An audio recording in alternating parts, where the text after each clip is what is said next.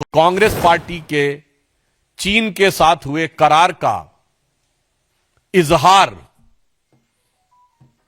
Sam Pitroda ने दिन दहाड़े कर दिया है। गुरु गुड़ रह गए और चेला शक्कर हो गए, मगर यहां जो चेला है वो तो गुड़ रह गए और गुरु चीनी हो गए। चीन के साथ तो किसी प्रकार का विवाद ही नहीं है, जैसे भारत ही अग्रसर की भूमिका में।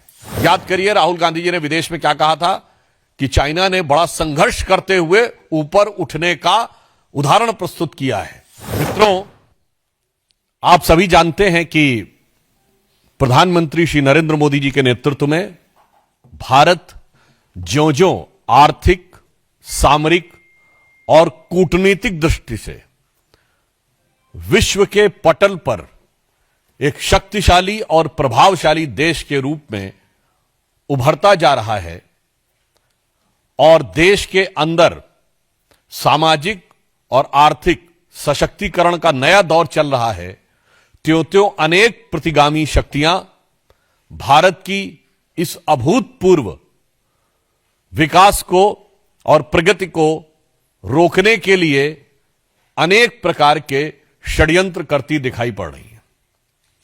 उसी श्रृंखला में आज मैं आपका ध्यान आकृष्ट करना चाहता हूं कि जो कुछ कांग्रेस पार्टी और उनके आइडियोलॉजिकल थिंक टैंक कहे जाने वाले लोग समय समय पर कहते आ रहे हैं, वो चीजें अब पूरी तरीके से जनता के सामने आती जा रही हैं। ओवरसीज कांग्रेस के प्रेसिडेंट सैम पित्रोदा, जो कांग्रेस के आइडियोलॉजिकल थिंक टैंक के प्रतीक माने जाते हैं, उन्होंने आज चाइना को लेकर जिस प्रकार का बयान दिया है, उससे यह बात बहुत साफ हो गई है कि कांग्रेस पार्टी के चीन के साथ हुए करार का इजहार सैम पित्रोदा ने दिन दहाड़े कर दिया है। प्रत्यक्ष रूप से साफ साफ दिखाई पड़ रहा है। और ऑन द लाइटर नोट मैं कहना चाहूंगा, हिंदी में कहावत होती है, गुरु गुड़ रह गए और चेला शक्कर हो गए, मगर यहां जो चेला है वो तो गुड़ रह गए और गुरु चीनी हो गए। परंतु गंभीर बात यह है कि जिस प्रकार की बात सैम पित्रोदा जी ने कही है, वो भारत की अस्मिता, भारत की कूटनीति और भारत की संप्रभुता पर बहुत गहरा आघात है।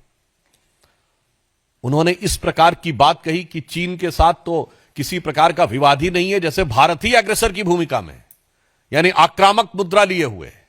और यह कोई उनका अलग बयान नहीं है। ये ओवरसीज कांग्रेस के चीफ हैं, यानी समुद्र पारी कांग्रेस के प्रमुख हैं। अब समुद्र पार से तो सोरस के सुर भी कांग्रेस के साथ मिलते हुए नजर आते हैं, परंतु यहां पर एक बहुत गंभीर बात है कि जो कुछ सैम पित्रोदा ने कहा है, यह कोई आइसोलेटेड इवेंट नहीं है, आइसोलेटेड स्टेटमेंट नहीं है। इसी भाव और इसी विचार के अनेक स्टेटमेंट राहुल गांधी पहले दे चुके हैं। याद करिए, राहुल गांधी जी ने विदेश में क्या कहा था कि चाइना ने बड़ा संघर्ष करते हुए ऊपर उठने का उदाहरण प्रस्तुत किया है उन चुनौतियों के बीच से। आपको याद हो, अभी कुछ दिन पहले के अपने विदेशी दौरे में क्या कहा कि चाइना ने अनएम्प्लॉयमेंट को बहुत अच्छे तरीके से टैकल किया है, जबकि फैक्ट ऑफ द मैटर है इस समय चाइना में एम्प्लॉयमेंट रेट 24% है। 2023 में जनवरी से लेकर जुलाई के बीच में अनएम्प्लॉयमेंट रेट वहां पर बढ़ते बढ़ते हो गई 17-18%, और उन्होंने फिर जुलाई 23 से जनवरी 24 डाटा देना बंद कर दिया, फिर डाटा का बेस चेंज किया और जनवरी से लेकर अगस्त के बीच में किया, फिर बदले बेस पर भी वो 24% हो गई। मगर राहुल गांधी जी को उसमें बहुत महान चीज नजर आती है। फिर याद करिए, यही लोग कहते थे कि चाइना में प्रेस फ्रीडम इंडेक्स में हमसे ऊपर है, जबकि चाइना के डिफेंस मिनिस्टर ली शॉन्गफू गायब हो गए, चाइना के फॉरेन मिनिस्टर क्विंग गैंग गायब हो गए, वहां की सबसे बड़ी कंपनी अलीबाबा के चीफ जैक मा गायब हो गए, परंतु इनको उसमें भी नजर आता था।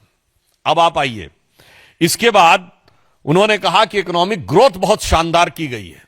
ये सारे स्टेटमेंट्स हैं, और इकोनॉमिक ग्रोथ की फैक्ट ऑफ द पोजीशन यह है कि 2024 में दुनिया की सबसे बड़ी रियल एस्टेट कंपनी, जो एक चाइनीज कंपनी थी एवरग्रांड, उसकी लिक्विडिटी हो गई। हांगकांग कोर्ट ने कह दिया लिक्विडेट कर दिया जाए। चीन के ह्यूनान प्रोविंस में कई बैंक्स बैंकरप्ट हो गए, कितनी रियल एस्टेट कंपनीज बैंकरप्ट हो गई। That is one other thing. उस प्रक्रिया में जब हम यह देखते हैं कि यह बयान सैम पित्रोदा का आया है, पहली बात तो हम बहुत साफ करना चाहते हैं, भारत सरकार प्रधानमंत्री श्री नरेंद्र मोदी जी के नेतृत्व में विश्व के हर देश के साथ अच्छे और सौहार्दपूर्ण संबंध चाहती है, परंतु वह राष्ट्रीय स्वाभिमान, सुरक्षा और सुदृढ़ता को बनाए रखते हुए। अब इसके बाद उनका यह बयान कहना, तो मैं पूछना चाहता हूं, यह गलवान के शहीदों का अपमान है कि नहीं? मैं कांग्रेस पार्टी से सीधे पूछना चाहता हूं। गलवान में जो हुआ, हमारे 20 सैनिक बलिदान हो गए, और उसके बाद यदि आपका ओवरसीज का चीफ इस प्रकार की भाषा बोलता है तो यह निंदनीय है,